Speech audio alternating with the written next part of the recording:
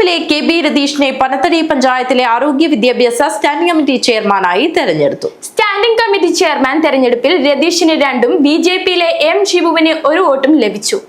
CPM-ലെ KB രതീഷിനെ Panathady പഞ്ചായത്തിലെ ആരോഗ്യ വിദ്യാഭ്യാസ സ്റ്റാൻഡിംഗ് കമ്മിറ്റി ചെയർമാനായി തെരഞ്ഞെടുത്തു.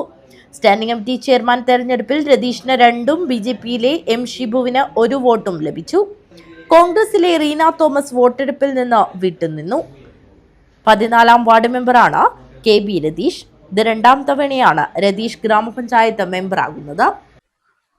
പനത്തടി ഗ്രാമപഞ്ചായത്തിൽ ഇന്ന് നടന്ന വിവിധ സ്റ്റാൻഡിംഗ് കമ്മിറ്റി ചെയർമാൻമാരുടെ തെരഞ്ഞെടുപ്പിൽ വികസനകാര്യ ചെയർമാനായ പനത്തടി മണ്ഡലം കോൺഗ്രസിന്റെ പനത്തടി മണ്ഡലം പ്രസിഡന്റ് ശ്രീ KJ ജെയിംസ് തിരഞ്ഞെടുക്കപ്പെട്ടത് CPM അംഗങ്ങളുടെ പിന്തുണയോടുകൂടിയാണ്.